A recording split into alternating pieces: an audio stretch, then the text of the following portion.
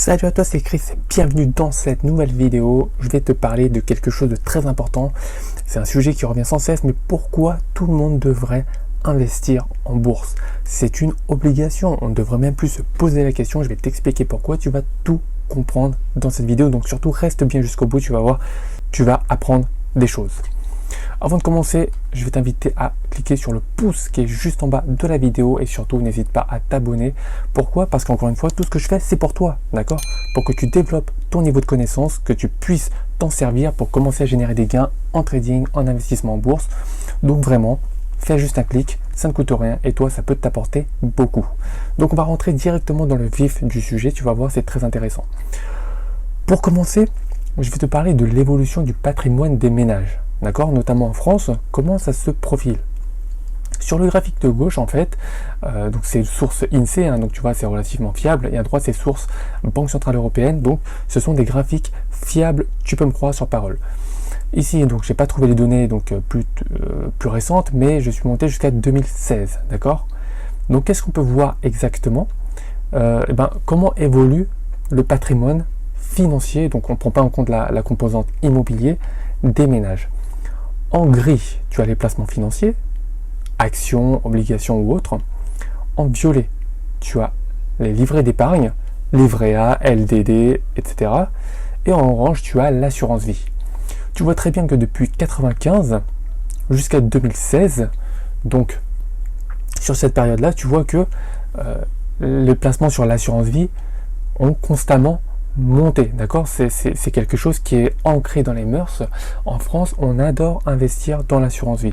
L'assurance vie, ça comprend bien évidemment la poche en fonds euros et la poche en unité de compte. Si tu ne connais pas le fonctionnement d'une assurance vie, je t'invite à aller sur ma playlist et à visionner la vidéo que j'ai fait sur l'assurance vie où je t'explique parfaitement comment fonctionne une assurance vie. Donc, les Français adorent épargner dans l'assurance vie. Depuis 1995 jusqu'à 2016, on voit également que sur les livrets d'épargne, le taux de rendement tend à diminuer au fur et à mesure des années qui passent et on voit très bien une corrélation entre le fait que les taux de rendement baissent et l'épargne, c'est-à-dire le taux de collecte en fait sur les livrets d'épargne baisse également. Regarde, tu vois, ça baisse au fil des années, on passe quasiment de 27% à ici environ 17%, 18%, d'accord? Ça baisse également. Sur les placements financiers également, la France investit bien sur les actions, mais la culture financière est bien moins développée qu'aux États-Unis par exemple, où la culture financière, le fait d'investir en bourse et la culture du risque est beaucoup plus développée. Donc en France, ce n'est pas le cas. C'est pour ça que tu vois ici, effectivement, que les placements financiers diminuent également. À droite, donc on voit très bien que tu as chaque pays ici en fait, tu as différents pays, donc France, Espagne, Allemagne, d'accord, etc. etc. Et tu vois en gros la proportion en fait de la population qui investissent sur la bourse, notamment qui détiennent des actions, d'accord. En violet, donc tu as les 10% des revenus les plus élevés, en gris la moyenne et en orange les 20% des revenus les plus bas. Tu vois très bien que les revenus les plus bas, en fait, n'investissent pas beaucoup en bourse. Hein. Tu vois qu'en France, ça représente peut-être 2-3%, tu vois, 2%. Et les 10% des revenus les plus élevés, en fait, eux, investissent beaucoup dans des actions. Et la proportion de personnes qui investissent ou qui détiennent des actions, en fait, parmi les 10% des revenus les plus élevés, c'est 37%. D'accord ? Donc c'est un nombre très élevé, hein. On est dans une très très bonne moyenne, d'accord, si on se compare au niveau européen. Ok. Donc les Français n'ont pas cette culture qu'ont les Américains, mais ont quand même une culture liée à l'investissement en bourse pour développer son patrimoine, son capital, notamment si on compare à ses voisins européens. Ici, je voulais te parler de l'évolution de l'épargne des ménages durant la crise sanitaire. Donc en fait, tout simplement, ils sont allés au plus simple, d'accord?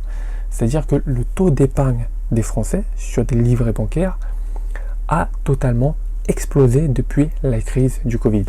Tu vois très bien que depuis 2009, le taux d'épargne des Français a diminué au profit de la consommation, d'accord? Ça a diminué petit à petit. Et là, on est arrivé à 2019. 2019, donc ça a commencé à remonter, d'accord? Alors que je le rappelle, hein, 2019, c'était une très très belle année en bourse, hein. 2019. Et là, vraiment, on a un gros pic, là, depuis voilà, 2020, boum, pour atteindre ici 27%, d'accord, 27% de taux d'épargne des Français. Donc ils épargnent quasiment 30% de leurs revenus. Mais voilà, c'est vraiment énorme historiquement. Donc ça, c'est vraiment un effet crise. Ils ont vraiment fait au plus simple. Je place sur des livrets classiques. D'ailleurs, ici, tu as la différence, en fait, la comparaison entre les placements sur l'épargne bancaire classique, donc livret A, LDD, et sur l'assurance vie, d'accord, fonds euros plus unité de compte. Tu vois très bien que en 2019, c'était plutôt classique, d'accord. Collecte épargne, c'était plutôt bon, et collecte assurance vie, c'était bon également, ok. Donc c'était relativement classique, on évolue. Bon, ici, en octobre 2019, on a vu une décollecte sur les livrets A et LDD au profit de l'assurance vie, d'accord. On a continué à investir sur l'assurance vie, mais on a enlevé l'épargne de précaution. Ça témoigne relativement bien de l'état d'esprit des ménages, parce que plus le taux d'épargne est faible, plus ça montre en fait qu'ils ont confiance en l'économie, donc ils consomment, d'accord, ils consomment leur épargne ou l'investissent autrement pour avoir davantage de rémunération. Donc ça, il faut que tu le gardes à l'esprit, ok. Qu'est-ce qui se passe en 2020 ? En 2020, tu vois que janvier, on ne sait pas ce qui s'est passé en janvier, comme peut-être une sorte d'anticipation, et il y a une hausse vraiment brutale de collecte sur les placements bancaires, sur les livrets bancaires classiques, type livret A LDD, ok. Février, c'est relativement équivalent, et là, tu te doutes bien, effet Covid, donc mi-février jusqu'à mi-mars, effet Covid annoncé, confinement, décollecte d'assurance vie, d'accord, décollecte massive d'assurance vie, on est en milliards, je te le rappelle, décollecte, donc là on est à moins 2 milliards, hein. Donc imagine-toi, hein, 2 milliards d'euros de rachat sur les contrats d'assurance vie des Français, c'est énorme. Donc là on a une décollecte en assurance vie au profit des livrets d'épargne bancaire classiques. Avril, c'est encore pire, boum, décollecte en assurance vie qui continue et on renforce l'épargne bancaire de précaution. Idem, hein. Donc mai, juin, juillet, donc là c'était pareil, là en 2020, c'était vraiment des collectes en assurance vie au profit de l'épargne bancaire classique. Donc on voit ici, les livrets sécurisés prennent le pas sur l'assurance vie, donc il y a une collecte nette au premier semestre 2020 de 26 milliards d'euros et une décollecte de 4 milliards d'euros sur l'assurance vie. Donc on voit très bien l'effet non négligeable sur les Français, sur leur mentalité, en fait, sur leur manière de réfléchir. Ils veulent tout de suite aller sur des actifs sécurisés, c'est-à-dire sur l'épargne bancaire classique. Mais par contre, ça pose problème. Pourquoi ça pose problème ? Tout simplement parce que tu sais très bien que les livrets LDD classiques et tout ça, ça te donne un taux de rémunération extrêmement faible, d'accord ? Pour preuve, je vais te mettre ici un graphique, encore une fois que j'ai récupéré sur le site de l'INSEE, donc source fiable, hein. Tu vois ici l'évolution de l'inflation depuis 91, d'accord, on était là ici à 3,1%, donc là ça évolue, on était au plus bas quasiment à 0% fin 2016, et du coup on a eu un pic, et actuellement, donc je vais dire en 2019, c'est-à-dire très récemment, on était à 1,1% d'inflation. 1,1% d'inflation, quand tu sais que la rémunération du livret A et du LDD, c'était aux alentours de 1%, d'accord, même 0,75. Et aujourd'hui, au moment où je te parle, le taux de rémunération du livret A et du LDD, c'est 0,5%. 0,5%, l'inflation tourne autour de 1%. Autant te dire que tu perds de l'argent sur tes liquidités qui sont placées sur le livret A, LDD, CEL, PEL, compte sur livret, etc., etc. Je te parle même pas de l'argent qu'il y a sur ton compte courant, qui est là, qui dort, mais en gros tu perds l'équivalent de l'inflation chaque année qui passe. Donc ça, beaucoup de gens ne s'en rendent pas compte. Ils se disent, oui, j'ai des liquidités, c'est très bien, je préfère épargner. C'est pas en épargnant sur tes livrets A que tu vas pouvoir préserver ton capital, puisque ton capital aujourd'hui vaut bien plus que ce qu'il vaudra dans 5 ans. Ça, tu peux me croire, c'est certain, d'accord ? L'inflation, c'est une perte de pouvoir d'achat qui pour toi est indolore. Tu ne le sens pas, puisqu'en fait, sur ton compte, tu as le même montant qui est inscrit. Par contre, l'augmentation des prix à l'extérieur, des prix des biens de consommation, n'est pas compensée par une augmentation et une valorisation de ton capital que tu détiens dans ton compte bancaire. Donc tout simplement, tu perds de l'argent, ça c'est clair et net. Ici, pour preuve, tu as l'évolution de l'inflation et le taux de rendement nominal moyen des différents livrets de 82 à 2017. Encore une fois, je n'ai pas trouvé plus récent, mais ça reste relativement valable à aujourd'hui. Regarde bien l'évolution des différents taux des contrats épargne. Donc là, tu as même le PEL. Tu vois qu'en 84, tu as vraiment un taux proche des 10% sur le PEL. Aujourd'hui, si tu ouvres un PEL, tu es à 1% brut, d'accord? Ça n'a rien à voir. Donc, tu le vois ici d'ailleurs, hein, l'évolution du PEL en jaune, d'accord? Tac, tac, tac, tac, tac. Voilà. Ici, on est à 1%. Donc, tu es à 1% alors que tu étais quasiment en 1984 proche des 10%, d'accord? Et c'est pareil pour les autres. Je te l'ai dit, structurellement, le taux de rendement des livrets d'épargne bancaire classique tend à diminuer. Donc regarde les livrets défiscalisés, livrets A, LDD et tout ça, qui est en marron ici, bah, ça baisse également, tu vois, ça baisse. Donc là c'était 1% en 2017, mais à aujourd'hui, hein, on est en 2020, on est quasiment à la fin de 2020, c'est à 0,5%, donc c'est encore pire, d'accord? C'est encore pire. L'inflation ici, qui est en gris, donc on voit que l'inflation évolue, et là passe au-dessus justement du taux de rendement des livrets A, par exemple, du CEL notamment également, et du PEL, tu vois. Et là, le graphique n'est pas actualisé à aujourd'hui, à 2020, mais l'inflation est bien au-dessus des autres livrets. Donc là, autant te dire que peu importe l'argent, le compte, je veux dire, le compte d'épargne bancaire classique sur lequel tu places ton argent, tu perds de l'argent, de toute manière. Donc ça, garde-le bien à l'esprit. À partir du moment où je te dis ça, en fait, et que tu sais ça, il faut chercher un autre moyen de rentabiliser, de valoriser ton capital, ou du moins de ne pas en perdre, parce que tu es en train de perdre de l'argent actuellement. Donc il faut agir. Et pourquoi je veux te faire prendre conscience qu'il faut agir rapidement? Tout simplement parce que tu subis un phénomène d'érosion de ton épargne, d'accord?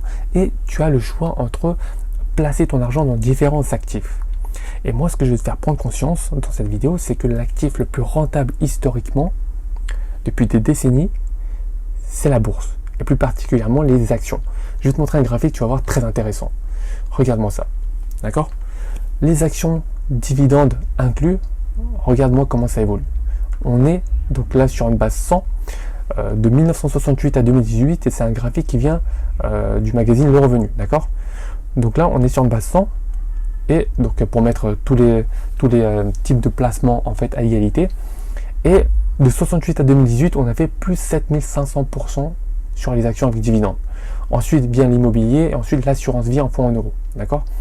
Mais pour te dire clairement, si tu étais sur du livret A, par exemple, donc là, ça inclut tout ce qui est livret A, LDD, PEL, CEL, d'accord? Tu serais à 600% seulement, entre 68 et 2018.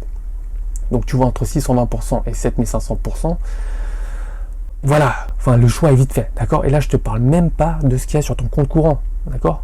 Combien de personnes ont beaucoup de liquidités qui dorment sur le compte courant? Donc ça c'est une prise de conscience pour te dire qu'effectivement il faut faire quelque chose, et si tu dois choisir un actif, va sur la bourse. Va sur la bourse. Aujourd'hui c'est impossible de t'en passer. Tu as plusieurs stratégies sur la bourse, d'accord? Soit tu fais du trading, donc tu es plutôt sur du court terme ou moyen terme, soit tu fais de l'investissement long terme, d'accord? Il y a plusieurs méthodes qui te permettent de gagner de l'argent. Le trading court terme demande un peu plus de travail, mais permet d'exploser ton capital. L'investissement long terme en bourse te demande un peu moins de travail et permet d'avoir des rendements importants comparément aux autres actifs financiers. Bien sûr, des revenus moindres qu'en trading, mais bien plus importants que si tu les compares à l'immobilier, à l'assurance vie, aux SICAV monétaires, aux obligations et tout ce qui s'ensuit.